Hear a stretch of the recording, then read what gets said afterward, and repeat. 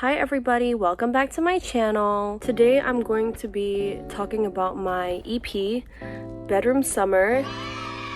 Yay! Basically on Instagram I asked you guys what kind of videos you wanted to see, and someone suggested that I do a video explaining how I wrote my EP, the process, the thoughts behind it. So today I thought I would do that because for those of you that are new, I am a completely independent artist, as in I'm not attached to any record label. I'm doing all of this on GarageBand on my laptop.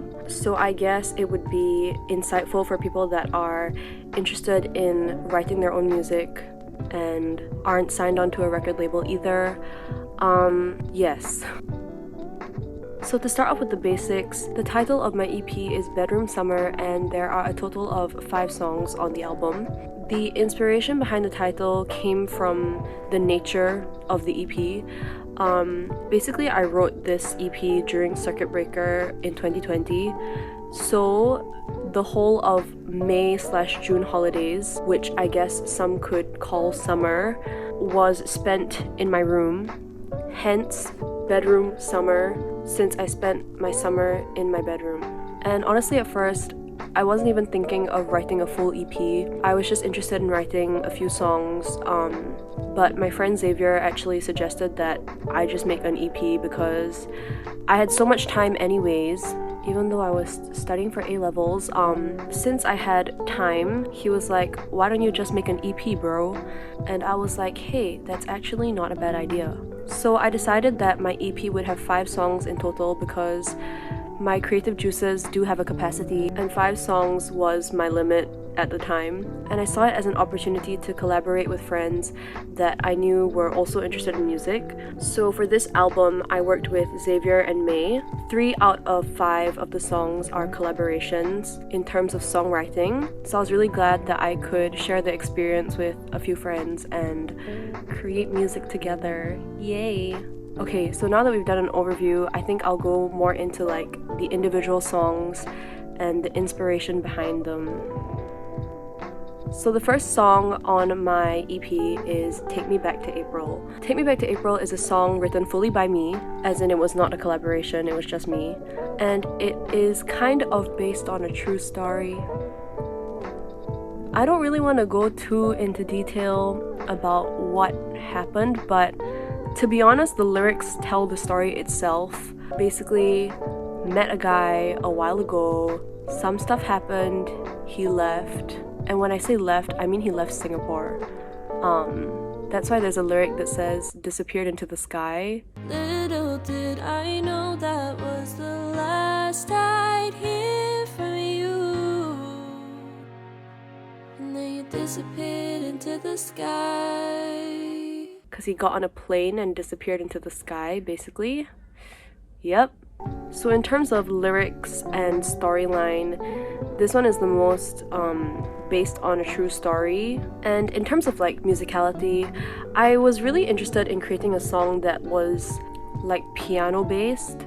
Okay, basically I use GarageBand to write all my music, which means that the sounds that I can create are kind of limited, but I really wanted like a piano sounding song similar to like My Everything by Ariana Grande, like something along those lines, So I tried my best with the GarageBand sounds that I had, and I used like the grand piano sound, and that's how I came up with the feel and the piano-ness of Take Me Back to April. Also, in terms of like song structure, I think compared to my other songs, Take Me Back to April is a bit less traditional.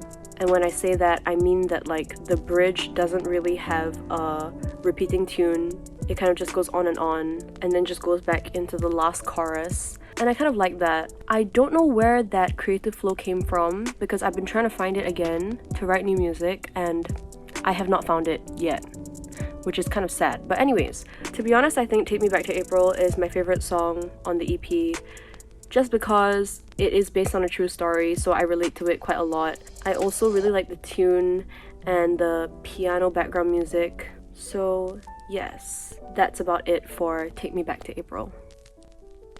Moving on to song number 2. Song number 2 is called Envy Eyelids. Actually, this song was written like fully by Xavier. He texted me one day and like sent me the lyrics and was like, hey, I wrote this. I don't know if you want to make a song out of it, but you know, here you go. And I looked at it and I thought of a tune, created some background music, and boom, we had a song. According to Xavier, this song is about like growing up, leaving your friends behind maybe. And again, I could really relate to that because, you know, I'm turning 19 this year. I'm going to university. I'm supposed to be becoming an adult, which is very scary. And you know, along the way as you get older, you like lose a few friends. You kind of realize who the real ones are, I guess. And in a sense, I guess this song is more about like the friends that you left behind kind of thing. In terms of musicality, this song was written with guitar and orchestra sounds, if I'm not wrong. I think there's some like orchestral bass or something. Honestly, I don't really know the right terms because on GarageBand I just press and the sound comes out, so... But yeah, my way of writing this song was pretty different because I already had the lyrics first, so all I needed to do was think of a tune, and then from the tune, I made the background music. So, I wrote this song in a slightly more unconventional way, but I think it turned out pretty nice. It is the longest song in my EP, just because it's slightly slower, it's a little bit more mellow. I would still say that I am very happy with it. I think Xavier's lyric writing skills are amazing. He does not agree, but I definitely think that he has a way with words that I do not. And I'm so glad that I have access to such a talented songwriter, you know? Anyways, that is Envy Eyelids. Moving on. Song number 3 on my EP is a remastered version of I Like You But. Now we have to go backwards to talk about the original I Like You But. So, back in 2019, sometime after Christmas, I was feeling sad and I was like, let me write a song about this. And I was just thinking about like the general feeling of having a crush on someone and you have no idea whether they like you back. You are terrified to ask, but you want to know because if not, you're leading yourself on and you're just going to end up hurt. So in December 2019, I wrote my first single. I posted a snippet of it on TikTok and it did pretty well. I posted the full thing on YouTube and everyone asked me to put it on Spotify. So I went and did some research about how to get your songs on Spotify and I signed up with DistroKid, and from there I used them as a distributor. I uploaded my first single in 2019 and it was I Like You But I wasn't exactly very happy with how it turned out, like after the fact. Firstly, many people complained that the music was too loud and my voice was too soft, so I already knew that I had improvements to make. Secondly, I felt like it was a little bit too short. The song actually didn't have a bridge in it. And thirdly, the background music was pretty boring. It was just like an electric piano sound, and it was pretty much just chords. So when I was writing my EP, I was thinking, should I just make a new and improved version of I Like You But? Because it is a song that I am proud of. I think that the idea behind it is very relatable, and I would like for there to be a better version of it out. I decided that I would redo it. I added in a bridge, and I made a slightly more intricate background track, and I added it into my album. In terms of the songwriting process, back in 2019, if I remember correctly, I wrote like the chorus first, and then based on the chorus, I made the verse tune and then the background music. And then in 2020, I added in a bridge. I think I wrote the bridge when I was sitting in the school canteen, taking a break from studying. So yeah, I was really multitasking, you know? Anyways, yes, that's I Like You But, new and improved version. I'm definitely a lot happier with how the second version came out. So if you want to listen to it, please listen to the second version. I mean, maybe you can listen to both and compare them and see the changes that I made, but yes, that's I Like You But. Moving on to song number 4. Song number 4 is called 3 a.m. and 3 a.m. was written with May. Basically, we were texting one night talking about boys. We decided to write a song about the feeling of being up in the middle of the night thinking about that one person, but like in a kind of happy way. To be honest, like the majority of my songs are pretty sad. I would say that 3am is on the happier side because the background music's a little bit more upbeat. We wanted to go for a ukulele vibe, but GarageBand only has guitar sounds, so we were stuck with the guitar sound, but it still kind of worked. In terms of songwriting, we started with the line, "It's 3am and I can't fall asleep," something like that. And from there, I got the idea of going, it's 3am, it's 4am, it's 5am. I wanted the song to be more on the short and sweet side, so we wrote like 3 choruses, I guess, that each had their own 3, 4, and 5am correspondence. In between 3 and 4 and 4 and 5, we added 2 different like verse-ish tune thingies. Yes. So this is the shortest song in the EP. It's only 1 minute and 25 seconds. I also decided to add like a phone call sound effect because I kind of thought of the idea of it being like a voicemail that you left for the person that you recorded in the middle of the night just to let them know you were thinking of them. So I kind of added like cringy talking at the beginning and the end for it to be like a phone call. Kind of regret it, but it fits the vibe of the song, so I don't know. I was just experimenting with new things. I personally think this song is very cute, and again, I was very, very happy to have May there working with me. At first, I wanted May to be singing on the track as well, but we obviously couldn't meet up to record because it was circuit breaker, so it was just me singing on the track. Maybe in the future, May, should we write another song together? So that is the story behind 3am. Moving on to the last song in the EP. Number 5, Sunflower Hill. Sunflower Hill was a poem written by Xavier, and he posted a screenshot of like his notes app on his Instagram, and I saw it and I was like, I could make a song out of this.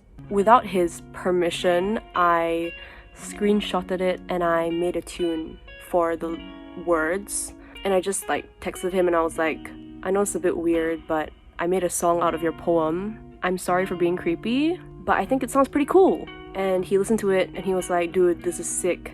Side note, this was before we wrote eyelids, but after we wrote College Boy. If you guys don't know, my original College Boy is also written with Xavier. So like we hadn't discussed writing a song together for my EP yet, but I took his poem and made it into a song, and then that's kind of how we got to the eyelids part.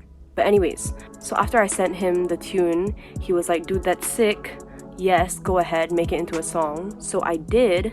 So I sent him the demo, and we discussed and we decided to change a few lyrics here and there just to make it a bit more rhymey. And I think at first it was gonna be a fully a cappella song. We decided to add in some guitar sounds, I think, just so it wasn't too silent in the background. Also because, you know, a lot of songs have like very cool vintage-ish audio recordings at the start of someone talking. I wanted to have that too, so basically I went online and I searched for some old interviews, and I found this one interview that I felt kind of fit the theme of the song. So in general, Sunflower Hill is a pretty sad song. I think it's pretty open to interpretation. There isn't like one meaning behind the lyrics, but I guess it's a very lonely song. It's kind of about like self-reflection on your life, and I think the lyrics are really, really beautiful. When I listen to the song, I can like envision myself in a field of sunflowers, you know. But anyways, the audio that I added at the start was an interview between students. I think they were graduating high school, and again, I felt like that was pretty applicable for me, and it was kind of like a lead into thinking about what your future life is going to be like. So I cut a chunk of it and I put it at the start, and I put a chunk of it at the end, and then the song was pretty much good to go. In terms of musicality, for this song, I added in a canon near the end. Kind of reminded me of like the I like the flowers, I like the daffodils canon thing. And I just feel like Sunflower Hill is a very emo but relaxing song to listen to. And yes, I was very happy with how it turned out. Now, in terms of ordering the songs, like choosing which ones went first, second, third, fourth, fifth, I already knew that I wanted Sunflower Hill to be last because it's the most like self-reflective song, I guess. And I wanted Take Me Back to April to be first because it was the song that I related to the most, and I wanted it to be the first one that people listened to when they pressed play. Then for 2 to 4, I decided to put I Like You But as third because it was a song that I had already released. So I didn't want it to be too high up or too far down, so I put it right in the middle. Then in a sense, because Envy Eyelids is the longest song and 3am is the shortest song, I decided to put the longer song first. I don't really know why, it was kind of just a random pick, but in the end it all worked out. I think that the flow of the album is pretty nice. There are no 2 consecutive songs that sound very similar, because I kind of felt like Envy Eyelids and Sunflower Hill might be a little bit too similar if they were right after each other. There's a fly. So yes, that's how I ordered the songs in my album. Afterwards, I created the album art. The date on the album, 17th April 2020. Basically, it was just the first day that I started writing songs for the EP. There were actually like 1 or 2 songs that didn't make the cut. So the song that I started writing on 17th April is actually one of them. I was writing the song with Xavier, and I just felt like the song just wasn't really getting anywhere, so we decided to just scrap it and move on. But 17th April is when I started writing the EP. The picture on the cover is actually from my trip to America in 2019. I think the colors were very summery. My face also wasn't too big, so it was kind of like just nice for the album cover. So after all of that, I gathered all of my MP3s. I went onto DistroKid and I pressed upload music, and boom, I released an EP from the comfort of my bed, and also without any professional help. Also, for y'all that are wondering what equipment I use, right? The only professional equipment I have is a microphone. Let me get it. Here she is. She is a blue snowball ice, and I was actually given this as a gift from one of my relatives. She's a ball, basically. Probably would be quite a handy weapon. But yes, this is the microphone I use to record my songs for Spotify and my covers for YouTube. Obviously, I don't use this for TikTok because that's a little bit excessive, but that is literally the only professional equipment I use. Apart from that, I just use my laptop and GarageBand. Yeah, I hope I covered everything. I would say that if you have questions, you can ask me, but to be honest, I am no professional. I did this all for fun, with no intention of profiting from it or anything. It was really just like a project to do during circuit breaker, but I'm very proud of it. I think that songwriting is a journey for sure. I'm still trying to make new music, experiment with different sounds, because I feel like the songs that I have released so far are not exactly the kind of songs that I ideally want to be writing. I still love them regardless, it's just that I want to make more professional sounding music. I think that so far, my most legit sounding song is College Boy, just because there's like a lot going on in the background, and that's thanks to Xavier, by the way. And it just sounds like it was made more professionally than the others. But yes, I will try my best to answer any other questions that you guys might have. You can leave a comment below, or you can DM me on Instagram or something. But yes, that is how I wrote my EP. Please stream it. I will link it in the description box below. It's available on Spotify, on Apple Music, on pretty much everything. All you need to do is search Bedroom Summer, Emma Lim, and it should pop up. I hope that you guys learned a bit more about my EP writing process. Anyways, thank you guys so much for watching. Don't forget to subscribe. Also, let me know what else you guys want to see, and I will see you guys in my next video. Bye.